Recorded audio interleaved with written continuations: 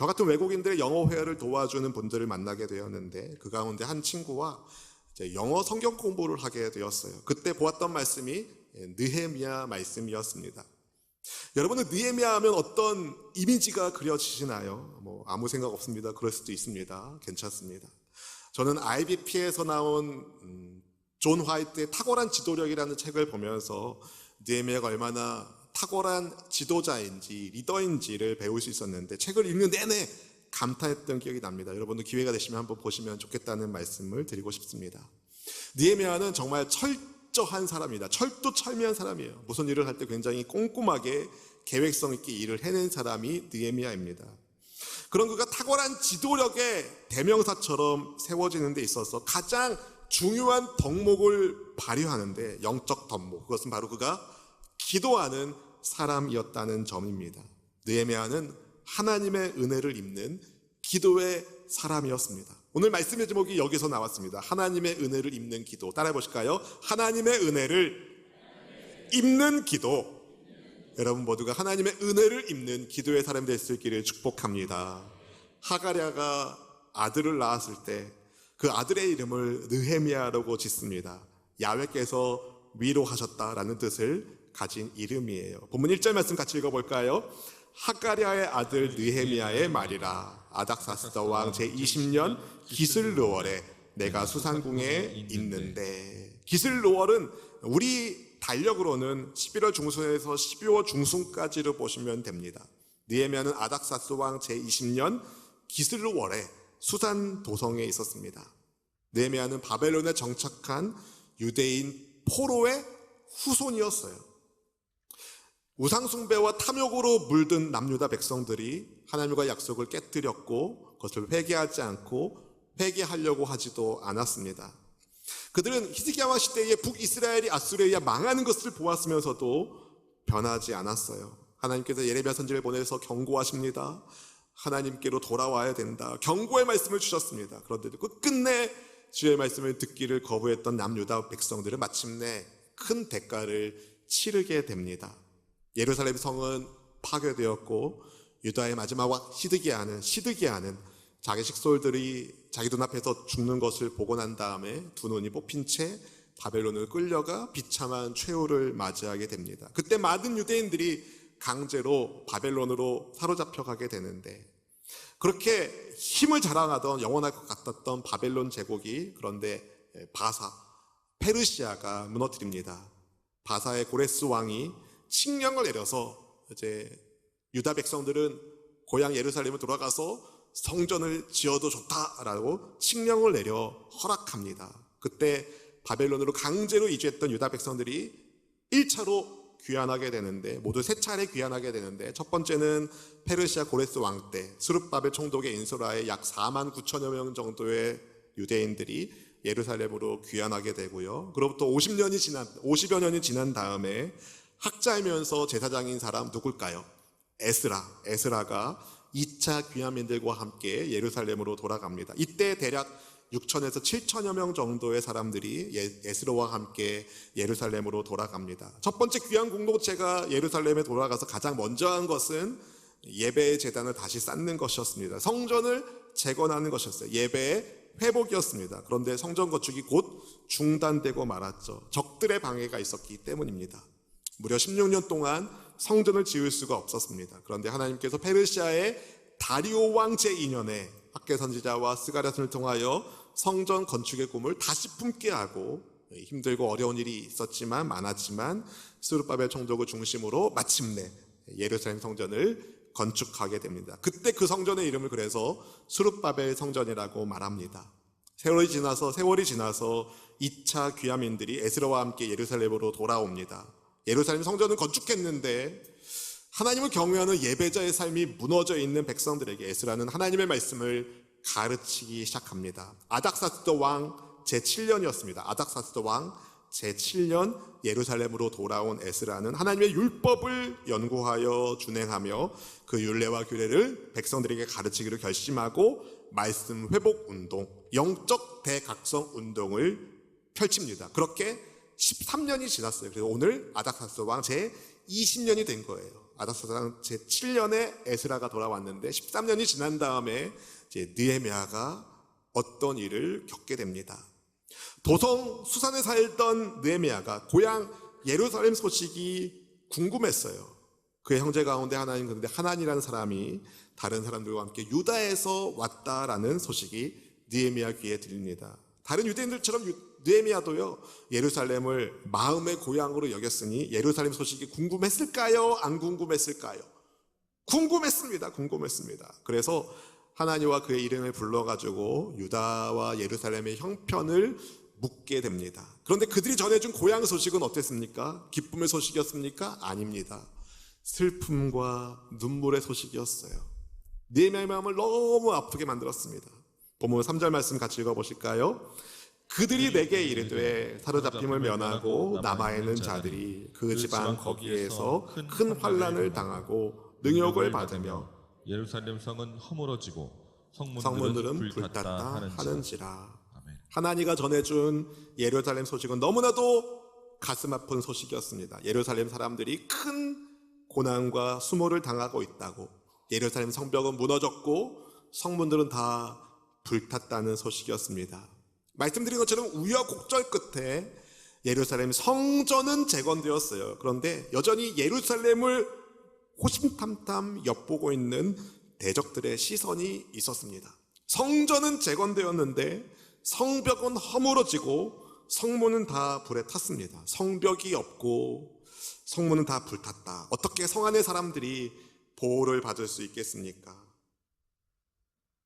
게다가 여러분, 우리가 보아스 룻 스토리를 통해서 알 수 있는 것처럼 성문에서 대소사를 결정하고 재판을 하고 막 그랬는데 그런 사회적 시스템이 다 완전히 무너져 있는 거예요. 비참한 예루살렘 성의 상태를 보면서 느헤미야는 슬퍼하고 아파하면서 하나님께 나아갑니다. 하나님께 기도를 드립니다. 본문 4절 말씀 같이 한번 읽어보실까요? 내가 이 말을 듣고 앉아서 울고 수일 동안 슬퍼하며 하늘의 하나님 앞에 금식하며 기도하여. 아멘. 여러분, 느헤미야의 울음은 어떤 울음이었습니까? 자기 자신의 문제 때문에 흘리는 눈물이었나요? 아니었습니다. 주님, 이 문제, 내 문제 좀 해결해 주세요. 내 문제를 해결해 달라는 눈물의 간구도 아니었습니다. 그는 멀리 떨어져 있는, 자기가 살고 있는 수산에서 굉장히 멀리 떨어져 있는, 수백 킬로미터 떨어져 있는 예루살렘의 동포들을 위한 눈물을 흘립니다. 하나님의 도성 예루살렘의 고통과 아픔을 보면서 눈물의 기도를 하나님께 드립니다. 느헤미야는 예루살렘 고향 소식을 언제 들었습니까? 아닥사스다 왕 제20년 기슬루 월 11월 중순에서 12월 중순쯤이라고 말씀드렸습니다. 그런데 2장 1절에 보니까 아닥사스다 왕 제21년 니산월에도 느헤미야는 수심 슬픈 기색이 얼굴에 있었습니다. 니산월은 우리 달력으로는 3, 4월쯤 돼요. 그러니까 느헤미야는 4개월 동안이나 계속 슬퍼하며 하나님께 기도를 드렸다는 거죠. 그의 슬픔은 결코 가볍지 않았습니다. 격한 감정 속에서 느헤미야는 금식하며 하나님께 기도부터 한 것이죠. 사랑하는 성도 여러분, 어떤 마음에 격동이 생길 때, 눈물이 날 때 기도하는 것은 아무래도 좀 메말라 있을 때 기도하는 것보다는 조금 더 기도하기가 수월하겠죠? 아니에요? 좀 슬프고 그럴 때 기도하는 것과 아무렇지도 않을 때 기도하는 것의 감정이 좀 다를 거 아니겠습니까? 그런데 그렇다고 그러면 이제 앞으로 눈물 날 때만 기도해야겠다, 눈물 안 날 때는 기도 안 해야겠다, 그럴 분 없으실 줄로 믿습니다. 아니에요, 여러분. 하나님은요, 눈물의 기도만 들어주는 분이 아니십니다. 눈물이 나면 나는 대로 하나님께 기도해야 되고, 눈물이 나지 않을 때에도 우리는 쉬지 말고 기도하라는 말씀에 순종하여 여전히 하나님께 기도해야 합니다. 여러분, 기도를 멈추지 않기를 바랍니다. 우리가 기도의 임기점을 돌파하는 40일 기도회를 보내고 난 다음에 이제 한 주간 잘 쉬셨죠? 여러분, 다시 기도의 자리로 나오시기를 바랍니다. 기도를 멈추지 마십시오. 매일매일 하나님과 소통하는 기도의 시간을 꼭 지켜주시기를 바랍니다. 혹시 여러분 중에 기도보다 더 급한 일이 있다고 생각하는 분이 혹시 계실까요? 우리 성도님들 가운데 그런 분 없으실 것 같은데, 여러분, 뭐보다 일보다 하나님께 기도를 먼저 해야 됩니다. 기도가 모든 일의 첫 번째 출발점이 되어야 됩니다. 어떤 일을 하기 전에 먼저 기도해야 실수하지 않습니다. 하나님의 인도하심을 받을 수 있기 때문입니다. 느헤미야가 그러했습니다. 느헤미야는 하늘에 하나님의 이름을 부르며 이렇게 기도하기 시작하는데요. 느헤미야의 기도를 좀 자세히 한번 보십시오. 우리 5절 말씀 함께 읽어볼까요? 이르되 하늘의 하나님 야훼 크고 두려우신 하나님이여 주를 사랑하고 주의 계명을 지키는 자에게 언약을 지키시며 긍휼을 베푸시는 주여 간구하나이다. 아멘. 느헤미야는 자기의 기도를 들으신 하나님이 어떤 분이신지에 대한 믿음을 가지고 주님께 기도했습니까? 느헤미야가 믿는 하나님은 어떤 하나님이십니까? 그분은 하늘의 하나님이십니다. 하늘의 하나님, 크고 위대하신 하나님, 야훼 크고 두려우신 하나님이라고 하나님을 일컫습니다. 무엇을 말합니까? 인간의 생사화복을 주관하시는 하나님, 나라의 흥망성쇠를 주도하시는 하나님, 그분의 이름을 부르며 느헤미야가 이렇게 말합니다. 주를 사랑하고 주의 말씀에 순종하는 자에게 약속하신 대로 복을 주시는 하나님, 기도하는 백성들에게 긍휼을 베풀어 주시는 자비하신 하나님. 어떤 분들은 하나님께서 올마이티가 전능하신 하나님이라는 사실에는 이견이 없습니다. 그렇게 생각하십니다. 그런데 전능하신 하나님께서 나 같은 인생을 위해서 뭘 해주실까에 대해서는 자신 없는 분들이 아주 가끔 계십니다. 물론 하나님은 우리의 기도에 따라서 움직이는, 우리가 조종하는 그런 분이 아니시죠. 그분은 전능하신 하나님, 야훼 하나님이 스스로 존재하시는 유일무이하신 하나님이 아니겠습니까? 그분이 긍휼을 베풀지 않으시면 우리는 감히 주님께 기도할 수 없는 부족한 존재입니다. 그런데 감사하게도 그렇게 크고 위대하신 하늘의 하나님께서 주께 회개하고 용서하는, 그 용서를 구하는 기도를 들어주시고 용서해 주시고 회복하게 하시는 긍휼의 하나님이라는 사실, 주를 사랑하고 주의 계명을 지키는 자에게 언약을 지키시는 하나님, 초자연적인 역사를 일으키시는 온 우주의 창조주 하나님께서 여러분 땅에 살고 있는 주의 백성들과 언약을 맺으시고 교제하시는 인격적인 하나님이라는 사실을 여러분 얼마나 감사하고 계시나요? 위대하신 하나님께서 여러분 나 같은 사람을 돌봐주신다는 사실 잊지 마시고, 아멘, 그분을 의지하여 살기를 축복합니다. 사랑하는 성도 여러분, 기도하실 때 하나님을 믿는 믿음으로 기도하셔야죠. 아멘. 하나님을 믿지 않고 기도하는 건 기도가 아닙니다. 하나님을 믿고 기도하는 것이 기도입니다. 하나님을 믿는 믿음으로 기도하는 거죠. 그래서 기도하고 난 다음에 믿음 없는 말을 하면 절대로 안 된다는 거예요. 기도하고 난 다음에 꼭 믿음의 말을 해야 된다는 거죠. 기도로 하나님께서 우리 가정을 지켜주시고 일터를 축복해 주시고 우리 교회를 부흥시켜 주셔서 잘 될 줄로 믿습니다. 그렇게 기도했는데 이제 가면서 아유 못 되겠어, 우리 집안 꼴이 막 그렇지 뭐. 그러면 여러분 기도한 거 다 날려버리는 거예요. 여러분 기도하고 기도의 응답을 받는 그 연결점에 꼭 믿음이 있다는 사실을 기억하십시오. 믿음을 가지고 하나님께 기도하세요. 그리고 여러분 순종하며 기도해야 돼요. 순종하며 기도해야 돼요. 여러분 하나님은요, 하나님의 뜻에 반하는 일을 하지 않습니다. 거룩하신 하나님은 죄의 길로 우리를 인도하는 분이 아니십니다. 순종할 것은 내가 순종하는 거죠. 아멘. 순종하며 기도하는 것, 그 기도에 하나님이 응답하신다는 거예요. 주를 사랑하고 주의 계명을 지키는 순종하는 성도의 기도에 응답하신다는 겁니다. 따라서 우리가 마음으로 어떤 껄쩍지근한 것을 품고 기도하면 기도가 됩니까? 안 되는 거예요. 그래서 먼저 기도할 때 마음에 뭔가 걸리는 게 있으면 그것부터 해결해야 되는 거예요. 그것부터. 왜냐하면 어떤 죄의 욕심을 가지고 기도하면 하나님은 그 기도를 기도로 듣지 않으시기 때문에 그렇습니다. 야고보 사도가 야고보서 4장 3절에서 이렇게 말씀하지 않았습니까? 구하여도 받지 못함은 정욕으로 쓰려고 잘못 구하기 때문이라. 구해도 못 받는 것은 생각해 봐야 되는 거예요. 죄로 인한 기도인지. 여러분, 순종의 기도에 하나님이 응답하십니다. 하나님은요, 하나님 되심을 믿는 경외하는 믿음의 기도에 응답하시고, 하나님의 말씀을 경외하는 백성은 하나님의 말씀에 순종하기 때문에 순종하는 백성의 기도에 응답하시는 하나님, 자비하신 하나님이십니다. 하나님의 하나님 되심을 믿고 하나님 말씀에 순종하겠다는 기도에 하나님께서 응답하여 주십니다. 하나님의 하나님 되심을 고백하면서 하나님의 긍휼하심을 의지하면서 느헤미야는 하나님께 자기 민족의 죄를 용서해 달라는 회개의 기도를 드립니다. 우리 느헤미야 1장 6절 7절 말씀 같이 한번 읽어보실까요? 이제 종이 주의 종들인 이스라엘 자손을 위하여 주야로 기도하오며 우리 이스라엘 자손이 주께 범죄한 죄들을 자복하오니 주는 귀를 기울이시며 눈을 여시사 종의 기도를 들으시옵소서.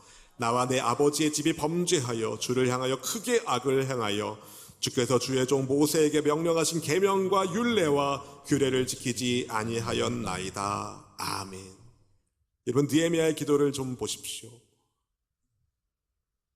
자신이 하나님의 종인 것을 고백하면서, 그리고 주님의 종들인 이스라엘 자손들을 위하여 주야로 기도하면서 뭐부터 합니까?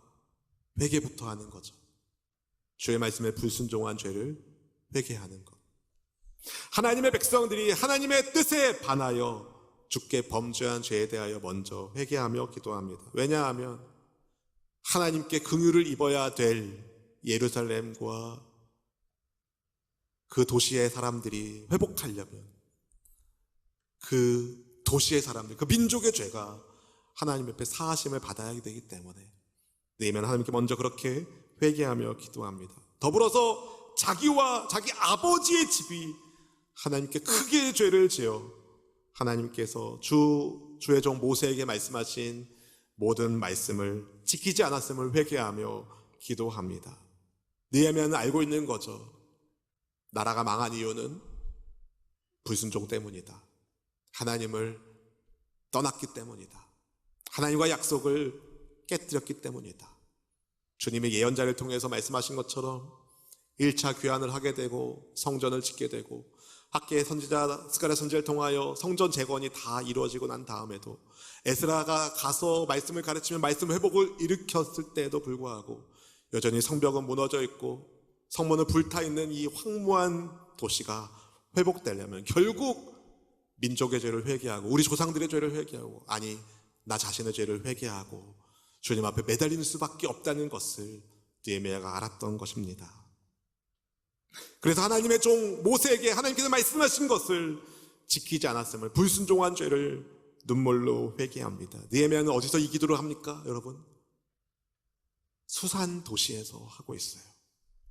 페르시아 제국의 왕의 겨울 궁전이 있는 수산성에서 살고 있는 자신과 성경이 무너지고 성문은 불에 탄 예루살렘에 살고 있는 이스라엘 백성들을 공동 운명 공동체로 생각하고 느헤미야는 하나님께 기도를 드립니다.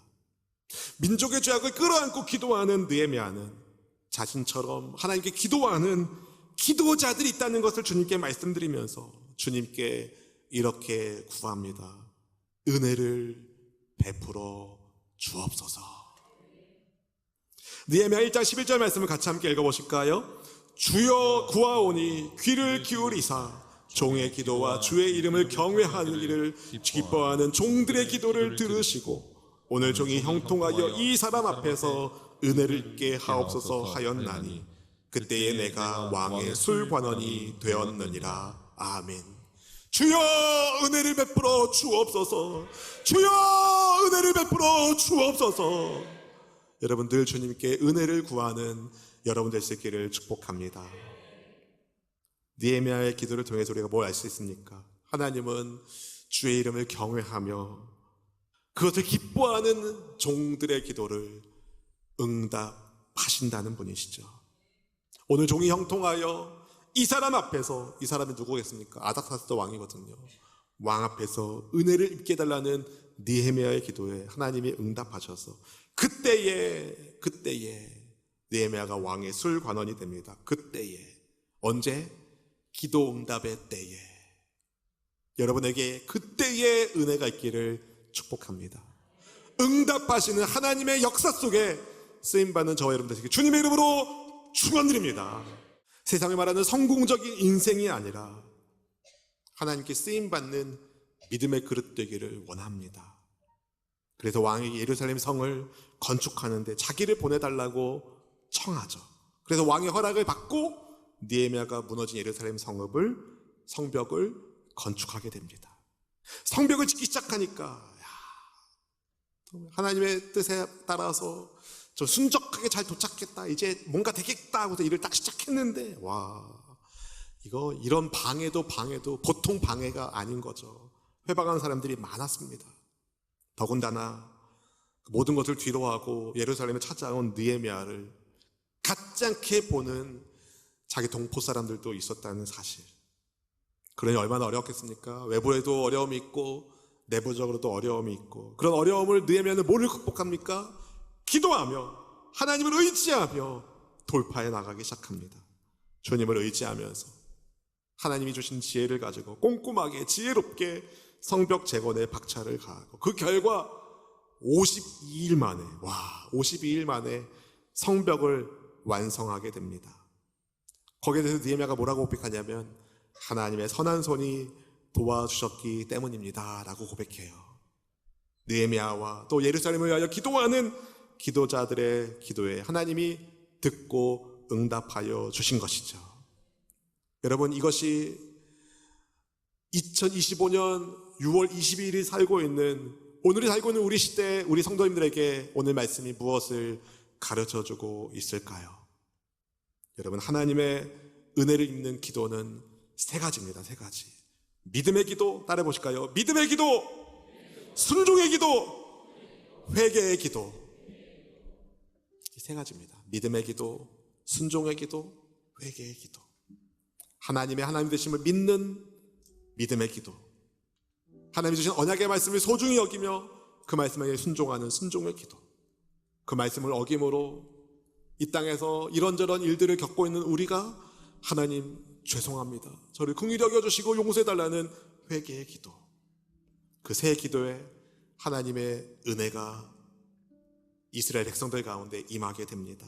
언약을 지키시고 긍휼을 베푸시는 하나님을 신뢰하면서 주님을 사랑하며 주의 말씀에 순종하기를 원합니다. 그렇다면 그렇게 믿음으로 기도하고 순종으로 기도하고 회개로 기도하는 사람들의 마음에는 무엇이 있습니까, 여러분? 은혜를 받은 사람으로 은혜를 끼치는 사람이 되는 것이죠. 하나님께 은혜를 받은 성도로서 하나님의 은혜를 나누시기를 바랍니다.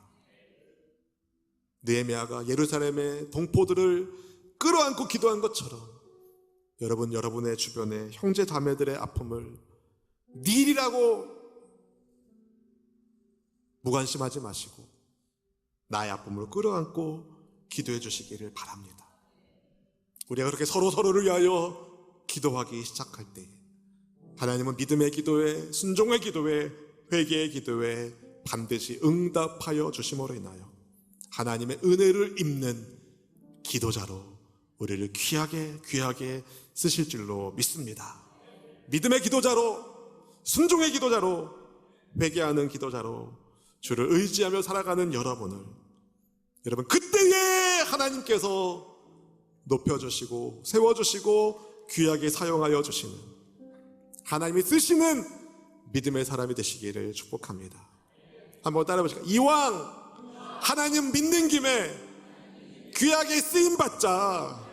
여러분, 이왕 하나님 믿는 김에 여러분 그냥 인생 대충 사는 사람들이 아니라 정말 하나님께서 귀하게 쓰시는, 아멘, 하나님께서 귀하게 쓰시는 믿음의 기도자로, 순종의 기도자로, 회개의 씨앗이 되는 기도자로 여러분의 삶을 통해 하나님께서 무너진 하나님 나라의 영역을 회복하게 하는 데에 귀한 은혜의 역사가 있기를 주님의 이름으로 축원합니다.